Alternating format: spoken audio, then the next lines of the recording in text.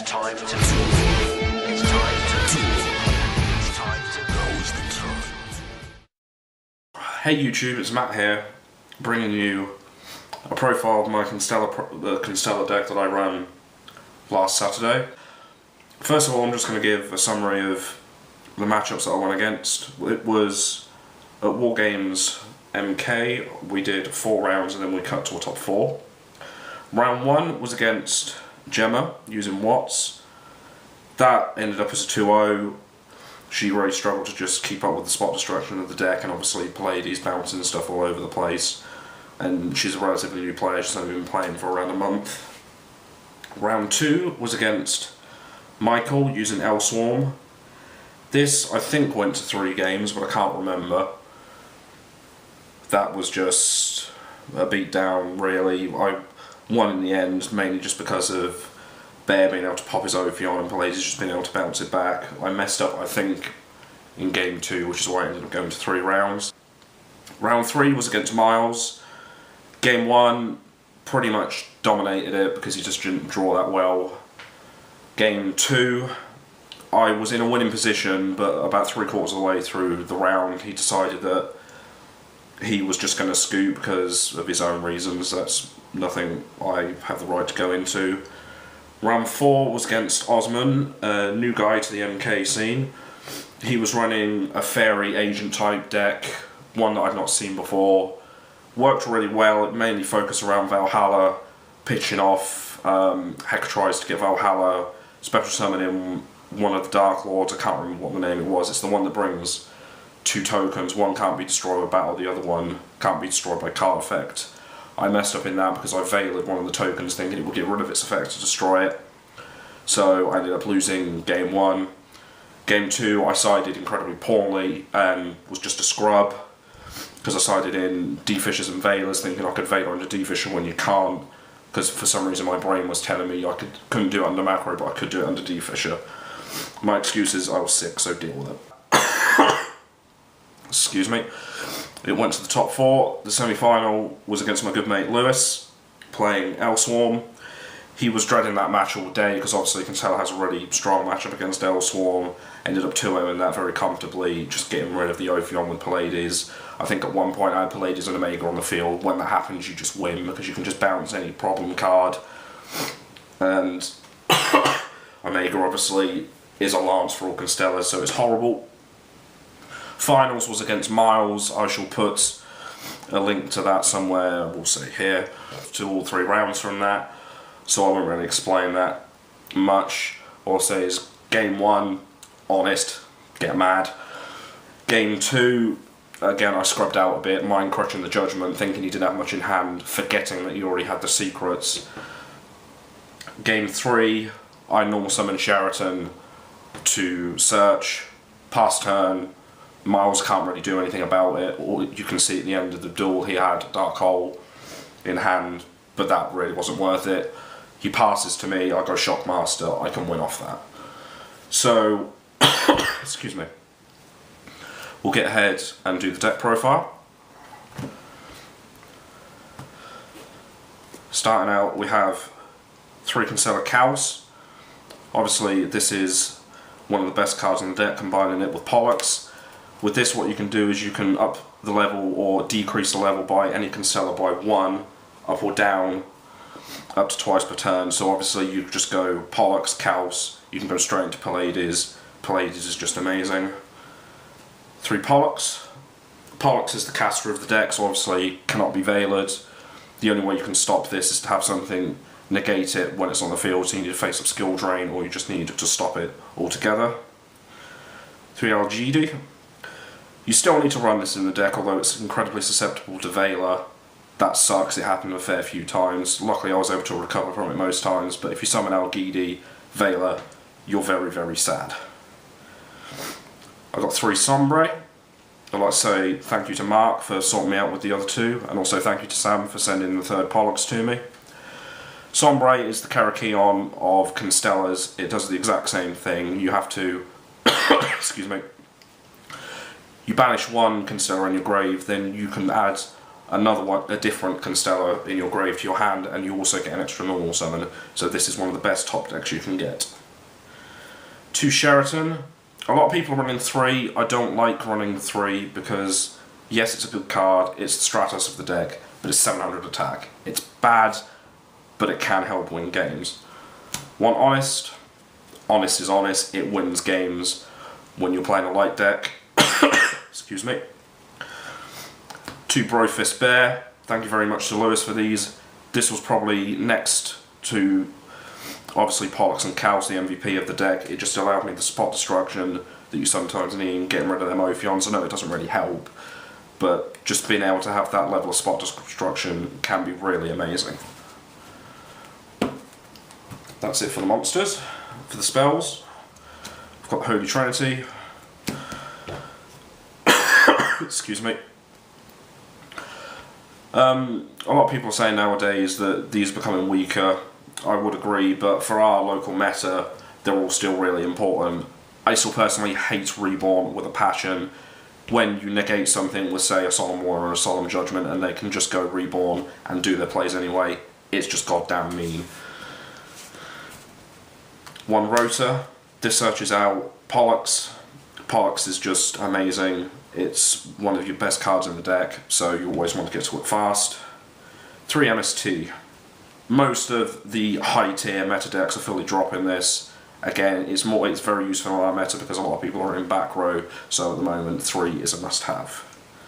3 Tenki. This searches out the 3 cows from the deck, but also searches out the bear and provides the fodder for bear to pop off cards, so yeah, it's amazing. Plus it can also boost up your bear a bit, and I believe it also boosts one of the seeds, but I can't remember. 2 Pot of Duality. You're normal a lot. Yes, sure, you go into the rank 5s or whatever, but Pot is still always good. It adds to consistency, so I just like it a lot. 2 Lance. Helps with bear to get the Tenkis to hand, just helps protect your stuff. You've effectively already got 2 Lance in the extra deck in terms with Omega, so this can just end up being amazing. You've got so much spell and trap hate through this at Omega, you can just protect yourself really well. That's it for the spells. For the traps, I am only running 1 at the moment. Although Judgment has won me so many games, for some reason I always seem to draw it really stupidly early, so I've decided to drop Judgment altogether. I haven't missed it at all, so that's fine with me. 2 Bottomless. Bottomless is bottomless, it's been amazing forever. It's really good. 2 Mirror Force. I like Mirror Force, it punishes people that overextend, and it can be needed, and I don't think it's really got a drawback. 2 Compulse. I only put these in, well, this week. The deck was only built this week, but I have dropped Compulse from most decks that I've been playing for a long time. I go around in circles with traps. Compulse, from using this week, are now one of my more favourite traps. I was going to put a 3rd in, but I didn't really know what to take out. And the last 2 traps are 2 Fiendish Chains. I personally prefer Fiendish Chain over Breakthrough Skill. Sure, hate on me for it, but I don't care. This can stop the attack as well as stopping the effect. To me, the only reason to run Breakthrough over something like this is if you want to run Gauze. And sure, Breakthrough's good. I won't deny that, but I just prefer Chain, and it's a damn sight cheaper. Moving on to the extra deck. Excuse me again. Yes, I've got a cold. It sucks. I may cut bits out, but I may not, because I'm lazy. We've got 110 Tempo, never made this at all. I'll be dropping this for a Volcanosaurus when I get hold of one. Cowboy, never made this. I don't really make it a lot anyway, because for some reason I never seem to be in the point of being able to burn someone to death. In fact, I think I've only ever done that once. Maystroke. Was tempted to make this a couple of times, but most of the time, when you can make a 4, you can make a 5, so I went into Pallades a lot. Star Age Paladynamo at 2. I never really needed the 2. There was a situation where I could have gone into 2, but I decided to go into Starly Age and Precept, just because I'd rather have the Precept, because it's better on its own after these have gone. It was only in a friendly, so it didn't matter that much. thank you for Lewis for getting me both of these. They are really good. On Pricep, as I just said, it's really good. It can boost up to 3/4, so it can get over mostly anything. It's just really good. If you haven't got the Caos to get you up to 5s, it's a solid level 4, rank 4, sorry. We've got 2 Omega. Thank you to Lucas for giving me rarity bumps. It's so shiny, I loves it. This has built-in Lance into it. It's 2/4. It's really easy to get to. Just a solid card. Shotmaster. Put in a lot of work for me, obviously, against spellbooks. Summoned it a couple of other times as well. Just calling spells against spellbooks is just painful. They can't really do that much about it. We have 3 Pallades. I was testing for a couple of hours before the tournament with only 2, and I realised that I needed to get 3 fast, so thank you to Luke for getting me the 3rd one. Then we've got 2 M7. Never summoned these at all. I'm probably going to drop this down to 1, but I may not need to, so if something else needs to go in, if I get an Abyss Dweller, which is something I need, I will probably take one of these out, because the tempo will come out for a Volcanosaurus, which I should be getting soon. And finally, Guy the Thunder Charger. This didn't get used because I didn't go into M7 and I didn't have a Volcanosaurus. So really my main extra deck cards were the Pallades, the Starliasias, and the Omegas. And these all put in amazing amounts of work and was really impressed with the deck. My favourite deck is Junk Doppel. This is definitely my second favourite deck. It's such a lot of fun to play. Finally, the side deck. 2 Maxis, draw off stuff. I believe I didn't side these in at all, but I can't remember. 2 Effect Veiler, sided these in fairly often. Against Miles in the final, I sided these in Game 2 to prevent the blue guy, I can never remember his name. Game 3, I took them out and sided them in for T-Kings. T-Kings, again I didn't side in that much, it was mainly against the Prophecy matchup.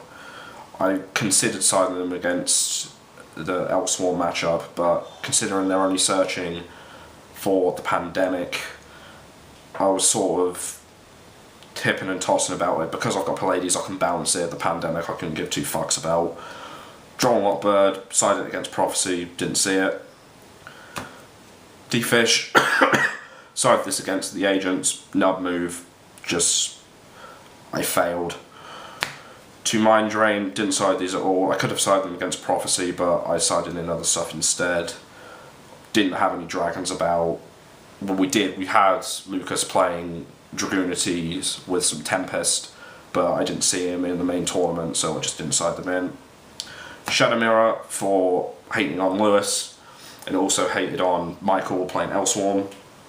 Mind Crush, this was probably my most sided thing, but I didn't see it a lot. I think it may have only been the time I failed in the final with it that I actually got the Mind Crush. Okay, I just want to say thank you for watching. Hopefully we'll be bringing you more of these after tournaments, probably live. I just wanted to do it here, mainly because I couldn't be bothered and because it's quieter. And I should be bringing you some DN stuff, some Dev Pro stuff, because I've got Sam coming back from Cardiff from university, so we want to put a lot of videos on. So thanks for watching and peace out.